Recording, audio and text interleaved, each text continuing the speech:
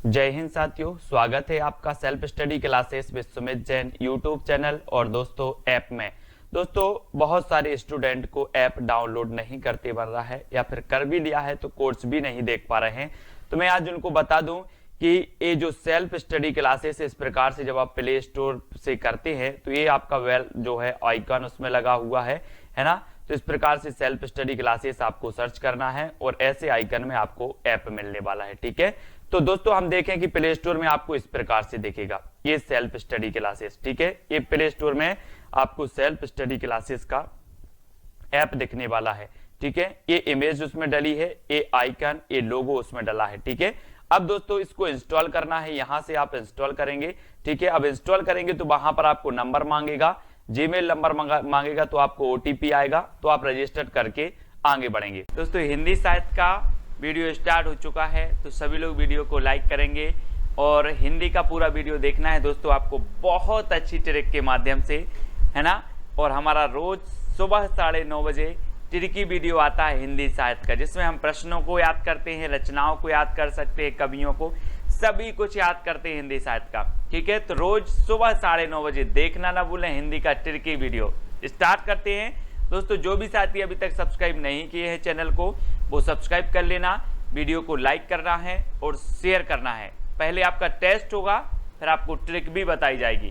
तो जल्दी से आपको बताना है जगत दुनियत के रचनाकार कौन है। 4 विकल्प हैं आपके सामने, जगत दुनियत के रचनाकार बताना है। और यहां पर दोस्तों क्या आ रहा है, जगत। क्या आ रहा है, जगत। और जगत में हमें अगर घूमना है तो अपने पदम से घूमना है। पदम यानी कि पैर से घूमना है। काय से घूमना है, पैर से घूमना है। क्या, जगत। तो जगत दुनियत के रचनाकार कौन होंगे, कौन होंगे, पदम से घूमना है तो पद्माकर। ठीक है, और दोस्तों पद्माकर का संबंध कहां से है, सागर से। ठीक है, सागर से है, और सागर में पद्माकर उत्सव भी मनाया जाता है, ये चीज भी आपको याद रखनी है। और भूषण की बात करें दोस्तों तो भूषण का वास्तविक नाम था घनश्याम। क्या नाम था, घनश्याम, है ना। इन्हें उपाधि दी गई थी भूषण की, तो ये चीज भी याद रखना। रीति काल में एकमात्र वीर रस के कवि हैं भूषण जी, है ना, याद रखो। अगला क्वेश्चन देखते हैं दोस्तों, कवि कुल कल्पतरु के रचनाकार कौन है। 4 विकल्प हैं, बिल्कुल आसान है, आपको बताना है। 2 सेकंड आपको दिए जाते हैं और मैं आपको बता दूं दोस्तों कि यहां पर आ रहा है कवि कुल। और दोस्तों आपको पता है कि अपने अपने कुल की चिंता सभी को रहती है। आपका भी कुल होगा, आपके कुल की चिंता आपको है कि नहीं है ना। तो कुल की चिंता सभी को रहती है, इसलिए कवि कुल कल्पतरु के रचनाकार कौन होंगे, कौन होंगे, चिंतामणि। चिंतामणि यानी कि आपका जो विकल्प नंबर ए है वो बिल्कुल सही हो जाएगा। ठीक है, आपने दोस्तों मतीराम के बारे में कल पढ़ा था कि जो मतीराम है ये भाव सिंह के दरबारी कवि थे, है ना, भाव सिंह के। तो मती और भाव, है ना, तो ऐसा याद करना है। रीति संप्रदाय के प्रवर्तक कौन है दोस्तों, रीति संप्रदाय आपने पढ़ा है ना, अलंकार संप्रदाय, रीति संप्रदाय, रस संप्रदाय, ये सभी आपने पढ़े हैं। अब एक चीज बताना दोस्तों, आपने देखा होगा कि जो बामन लोग होते, बामन यानी पंडित लोग, है ना, वो क्या करते हैं, रीति रीति से पूजन करवाते हैं। कौन, बामन लोग। पंडित को बामन बोला जाता है ना, और बामन लोग रीति रीति से पूजन करवाते हैं भगवान का। ठीक है, तो रीति रीति से करवाते हैं, तो रीति संप्रदाय के जो प्रवर्तक होंगे कौन करवाते हैं, बामन करवाते हैं। तो बामन, है ना, रीति संप्रदाय के प्रवर्तक हैं बामन, याद रख लेना है आपको। ठीक है, और भामह जो है ये अलंकार संप्रदाय के प्रवर्तक हैं। ठीक है, वक्रोक्ति संप्रदाय के कुंतक हैं, है ना, ये चीज आपको याद रखनी है। अगला क्वेश्चन देखेंगे दोस्तों, रीति काल को श्रृंगार काल किसने कहा है। अब दोस्तों एक चीज बताना कि श्रृंगार अपने भारत में ही किया जाता है कि पूरे विश्व में किया जाता है, जल्दी बताओ, कि भारत अकेले के लोग कर लेते हैं श्रृंगार। तो दोस्तों श्रृंगार तो पूरे विश्व के लोग करते हैं। तो रीति काल को श्रृंगार काल कौन कहेगा, कौन कहेगा, श्रृंगार पूरे विश्व के लोग करते हैं तो विश्वनाथ प्रसाद। कौन कहेगा, विश्वनाथ प्रसाद, है ना। और अलंकार काल कौन कहेगा, अलंकृत काल, तो कहेगा कौन, मिश्र बंधु, यानी कि मिश्र बंधु अलंकृत काल। और श्रृंगार काल विश्वनाथ प्रसाद। ठीक है, ये चीज आपको याद रखनी है दोस्तों। भाव विलास के रचनाकार कौन है? 4 विकल्प हैं, 4 में से अपना चयन करके आपको बताना है। और हम बोलते ना आजकल, बोले आजकल तो आप भाव भी नहीं दे रहे, है ना, भाव नहीं दे रहे, है ना, या फिर भाव देव। अपन बोलते कोई भी आप सामान लेने जाते भाव देव यार क्या है, तो भाव विलास के रचनाकार कौन होंगे? देव कवि। ठीक है, कौन होंगे? देव कवि। तो भाव देव। ठीक है, और दोस्तों देव कवि के बारे में आप जानते हैं कि जो देव कवि हैं इन्होंने 34वां छल नामक संचारी भाव माना है, ये चीज तो आपको पता है। घनानंद की बात करें तो इनकी प्रेमिका के बारे में तो आप जानते ही, इनकी प्रेमिका का नाम क्या था? सुजान, है ना। तो इनकी जितनी भी रचनाएं हैं सुजान सुजान करके आती हैं, तो वो भी याद रख लेना। बिहारी सतसई तो आपको पता ही है, बिहारी सतसई, है ना, बिहारी जी की श्रेष्ठ रचना है, ये तो पता ही है। ठीक है, तो इनको याद रख लेंगे। और पद्माकर की जगत विनोद हमने पढ़ ली, जो आपसे पूछी जाती है। अगला बताना, आलमकृत माधवानल कामकंदला की भाषा क्या है दोस्तों? अब एक चीज बताना दोस्तों, ये पूछी जाती है माधवानल कामकंदला किसकी रचना है? तो 2 कवियों की, एक गणपति की है और आलम की भी है। ठीक है, तो याद रख लेना है। और दोस्तों आपको बताना इसकी भाषा क्या है, तो भाषा इसकी क्या है दोस्तों? आपको पता है कि आपका आलम क्या है? हम बोल रहे आपका आलम क्या है यार, बोले हाँ इस अवधि में तो आलम सही है, या अगली अवधि में आलम सही हो जाएगा। अभी आलम सही नहीं, अगली अवधि में आलम सही हो जाएगा, है ना। तो आलम अगली अवधि में सही होगा, तो आलमकृत जो माधवानल कामकंदला है इसकी भाषा क्या होगी? अवधि। अवधि यानी सा नंबर आपका बिल्कुल सही हो जाएगा। ठीक है, खड़ी बोली की बात करें दोस्तों, तो खड़ी बोली जो है पश्चिमी हिंदी की बोली मानी जाती है।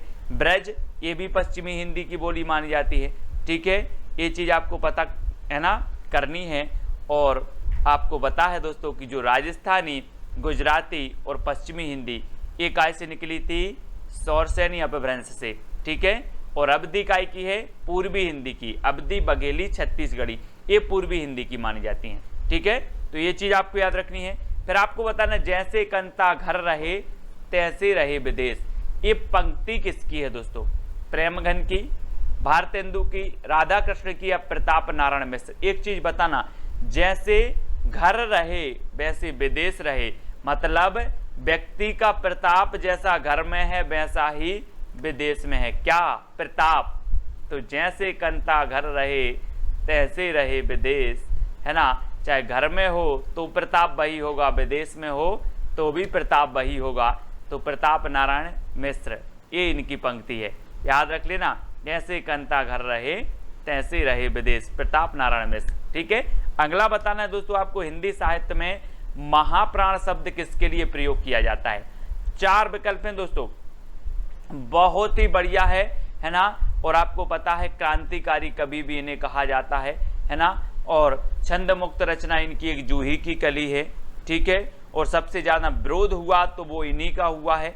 और महाप्राण कहा जाता है किसे? निराला को। अब दोस्तों एक बताना, प्राण हो तो ठीक है, बात मान ले प्राण, लेकिन महाप्राण तो कोई निराला व्यक्ति ही होगा जिसे महाप्राण कहा जाएगा, कि सामान्य ऐसे ही व्यक्ति को कह दिया जाएगा? नहीं, कोई निराला व्यक्ति है और वो है सूर्यकांत त्रिपाठी निराला, छायावाद के आधार स्तंभ। ठीक है, जूही की कली इनकी प्रथम छंद मुक्त रचना मानी जाती है। महावीर प्रसाद द्विवेदी ने सरस्वती पत्रिका में प्रकाशित करने से मना कर दिया था जूही की कली को। और दोस्तों बाद में ये रचना इतनी प्रसिद्ध हुई कि निराला जी की प्रसिद्धि का कारण बनी जूही की कली। ठीक है, याद रख लेना है। महावीर प्रसाद द्विवेदी की संपत्ति शास्त्र आपको याद रख लेना। 1903 में ये सरस्वती के संपादक बने, 1920 तक ये रहे। ठीक है, द्विवेदी जी के नाम पर द्विवेदी युग का नाम भी पड़ा, ये चीज भी आपको याद रखना। गया प्रसाद शुक्ल स्नेही की बात करें तो इनका जो उपनाम है वो क्या है? त्रिशूल। त्रिशूल इनका उपनाम है, गया प्रसाद शुक्ल स्नेही।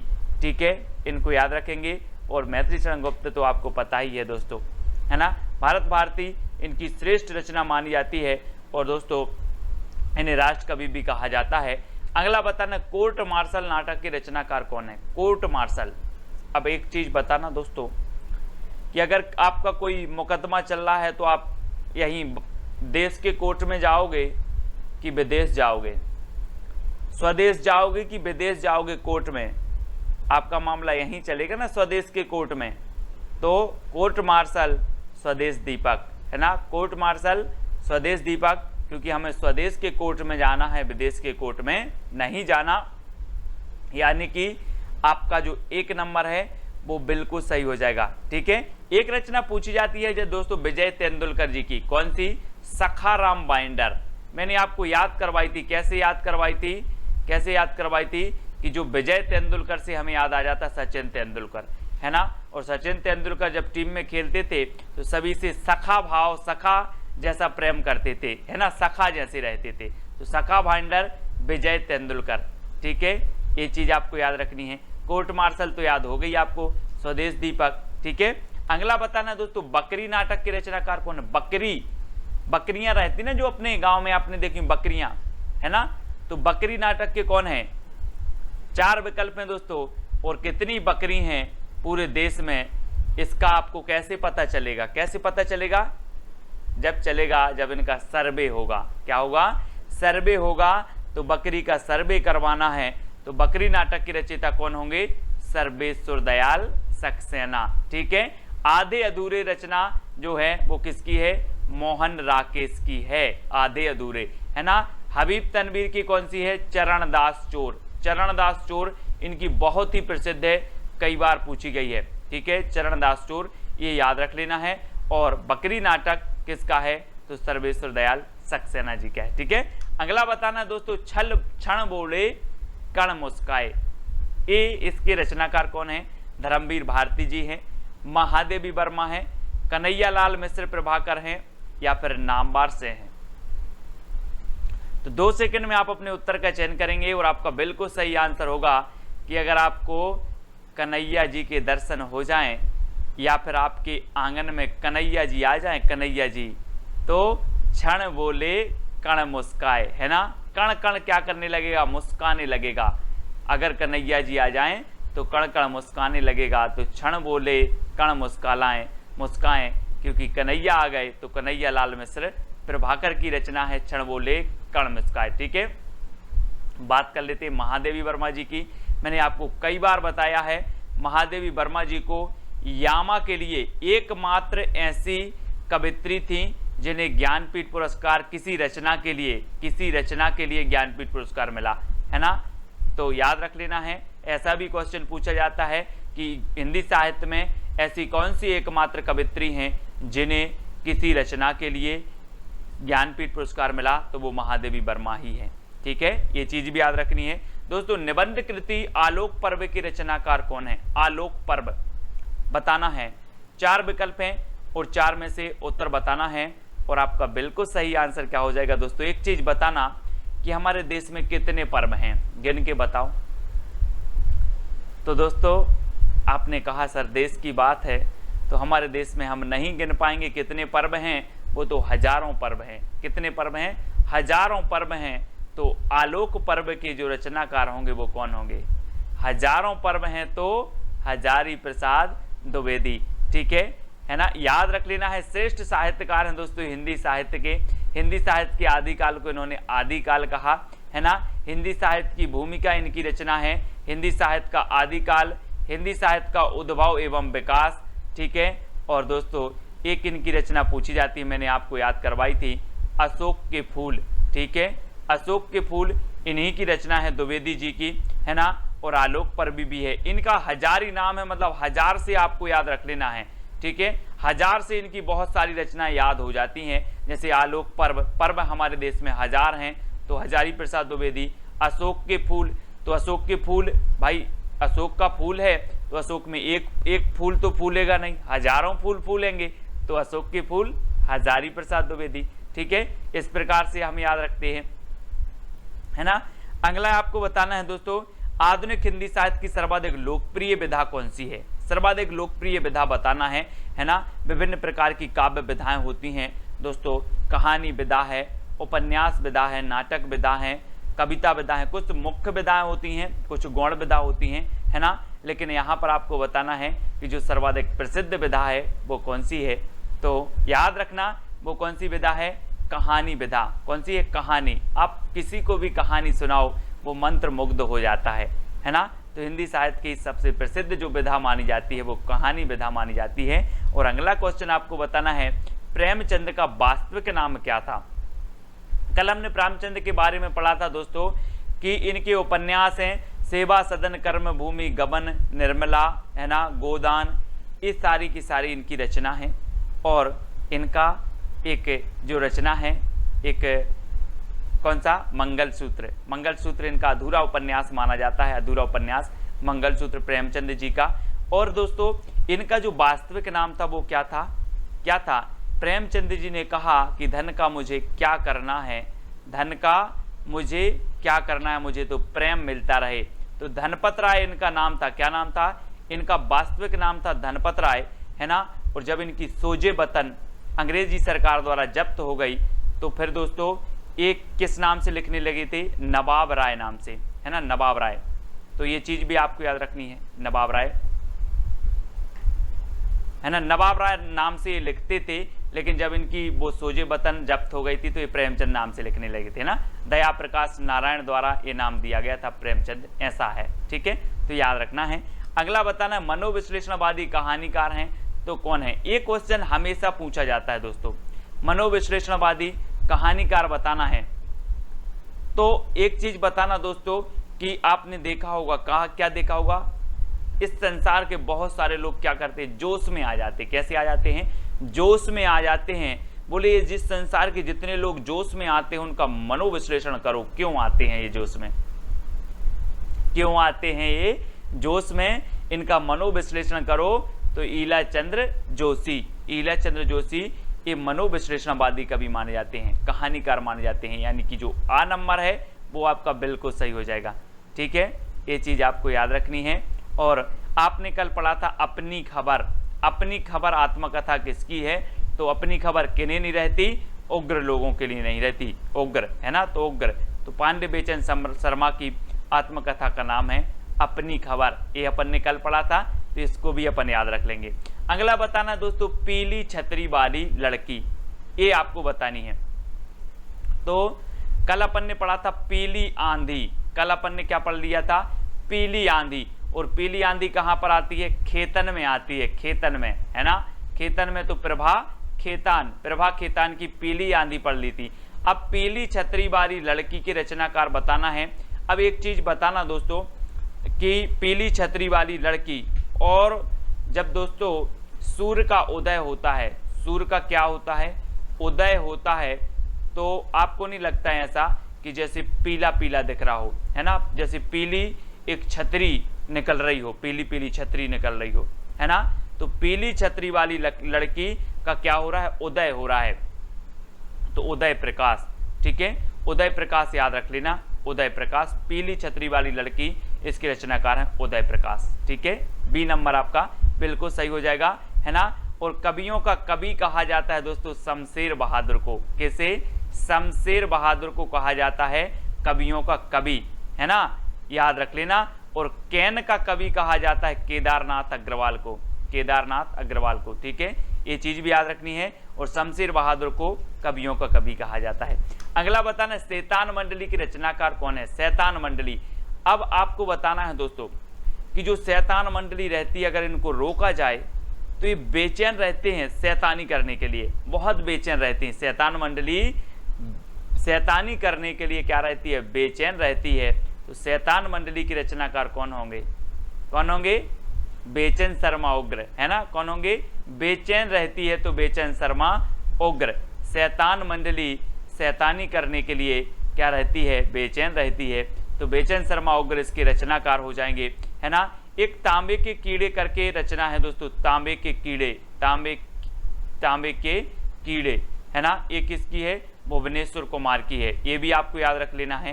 तांबे के कीड़ों से क्या बनाना है, भवन बनाना है, भवन, तो भुवनेश्वर, है ना। और इनकी रचना तो आपको पता ही है, तमस, ठीक है, भीष्म साहनी की एक रचना है तमस, जो हमेशा पूछी जाती है, इनको भी याद रखनी है। अगला बताना दोस्तों, नदी के दीप के रचनाकार कौन है, तो 4 विकल्प हैं। और नदी के दीप आपने कई बार पढ़ी है कि नदी में कितने दीप हैं, अग्गे, अग्गे, है ना, तो नदी के दीप अग्गे, ठीक है, याद रखना।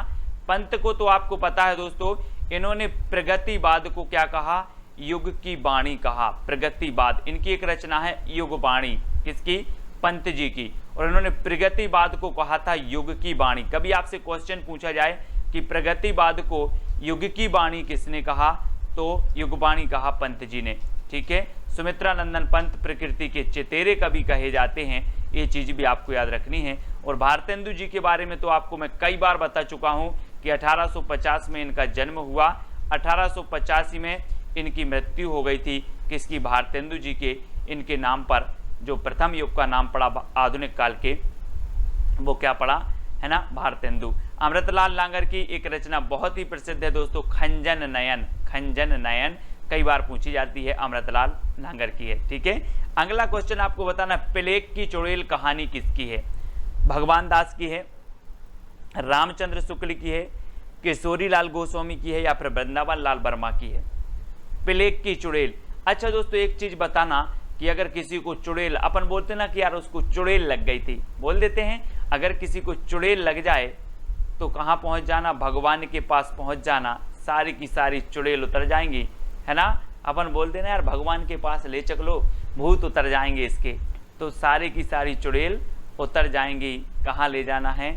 भगवान के पास। तो भगवान दास, प्लेग की चुड़ैल इनकी रचना हो जाएगी।